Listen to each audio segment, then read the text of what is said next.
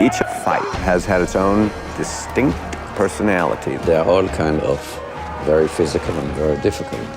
Definitely makes the day feel unique when all you do at work is throw punches and strangle people with chains. Getting a crash course in samurai training is just fucking cool. I mean, it's just fantastic.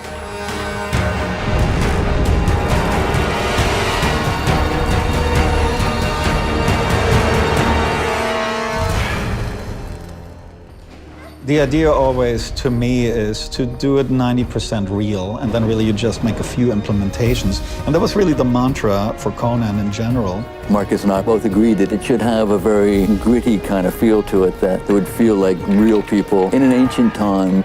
You want a battle to really look a real battle, but on the other hand, you don't want just the guy to get rid of his enemy in 2 seconds. It's something that a good stunt coordinator, choreographer work together and make it. Having had dealt with Jason Momoa prior to filming, we landed on a gold mine with him. He has all the talent in the world. The sword style is definitely a hybrid. There's elements of Japanese martial arts, Filipino martial arts, traditional broadsword work. It's a mixture of all of it. It's just the Conan style. I spent about 6 hours a day training with 8711, and he trained me and broke me and made me into who I am as far as Conan's concerned. I mean, it's just heavy lifting and a lot of reps. You do like 1,000 reps and then, in the course of an hour. So you're sweating and vomiting and lifting, and like you wouldn't voluntarily put yourself through that much pain. But the samurai training and like the sword training was just great.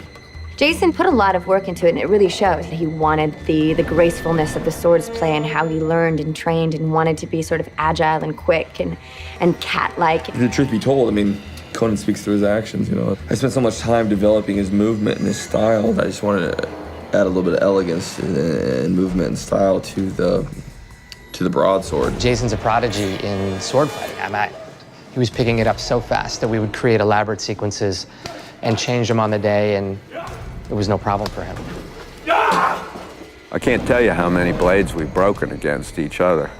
And, he can be heavy on that blade, but I'm sure I can be heavy with it, too. Whoa, whoa, whoa! I think that our job as stunt coordinators is to get the character in the scene as much as possible. David Leitch is an extremely talented stunt coordinator, and he literally worked on these pre-visualizations that went on and on, where every move was sort of choreographed. When we do video viz, I usually use the stunt doubles to shoot that stuff. To get the idea, we'll shoot it and cut it, and then we'll present it as this is what we think it will be. These will be like visual storyboards or like virtual storyboards. And then we'll start to train the actors in those specific movements that they're gonna have to do.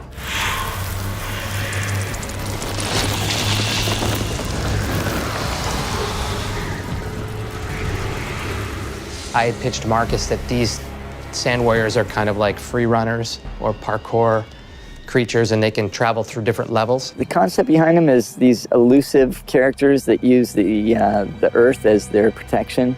They have the ability to literally dissolve into the sand, cruise underground, pop up where you least expect them, making it hard for a barbarian type guy who likes to face off mano a mano. They're definitely creepy. They've got contacts in. They look like little evil devils. We did an incredible amount of practical wire work with the sand warriors flying on that set piece.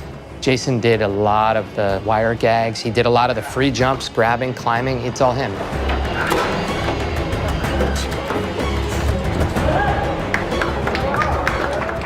That scene jarred me up the most because I did all my stunts where you see me hucking myself, and there's nowhere to hide pads. You're getting scraped up and beat up, so.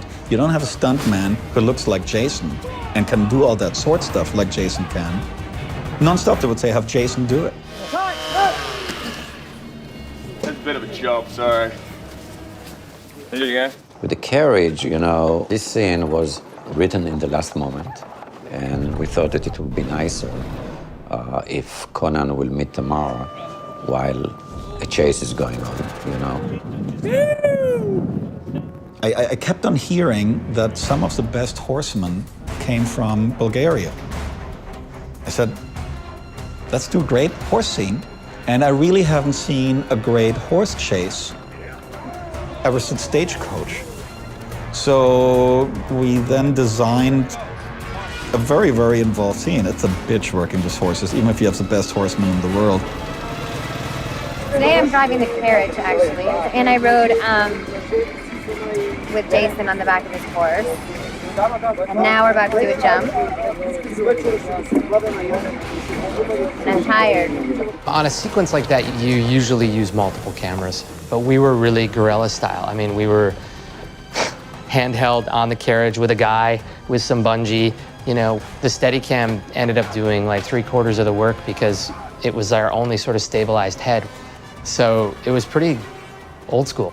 And basically, there is almost every trick that you know in a chase is in this scene.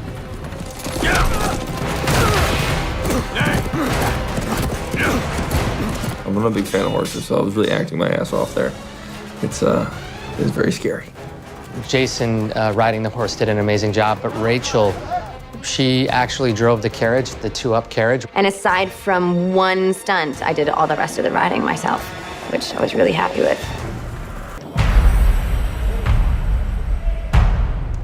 In the climactic scene where Tamara is strapped to the wheel, they went to a real cave. Apparently, the Nazis stored their gasoline there during the war, and a Messerschmitt flew through the cave.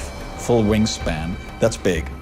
Let's make that our end scene, and let's save ourselves the set. You know, from the stunt perspective, it's not safe. We got, you know, rocks that could come down from this. We would have to put up safety nets. You know, for 15 minutes, we were trying to convince him, can we do this here? Just, no, I want to be in the cave. And it was just, the deal was done. We had to go to the cave. Like crumb, it's cold in here. I basically, for the next 3 days, I'm strapped to a wheel in an either vertical or reclining position. Unspeakable are your name.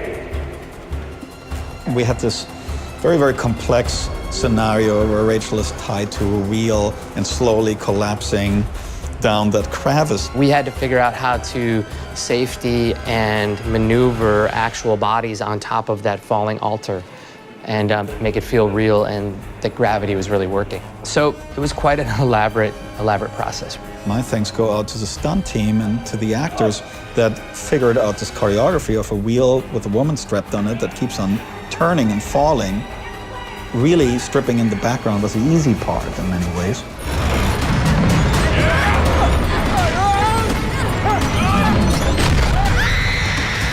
We felt with the first fights that they were pretty good fights.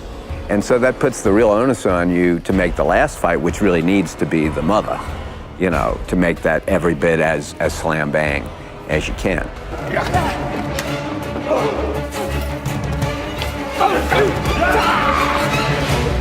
It's always fun when you get to do a fight sequence and it's a tough fight sequence. It's not, you know, some hair pulling thing. That's my biggest fight scene. That was really sort of the nitty-gritty, throwing punches, whipping her around, throwing her against a wall. I mean, that stuff's cool. It's been great fun to spar with Rachel and to try to kill her. Chick fights are awesome. I live, I love, I slay, and I am content. The end result is beautiful. The stuff they've created, you know, production design, what they've done with everything here is truly impressive. To me, to take all of that and replace it with digital effects is not, I think, the experience you want when you see a Conan movie. There's something that happens when you're in a real place. It looks different. There are things that are unexpected about it. It's a great world and a great person to play. I think we did it right, so let's make some more.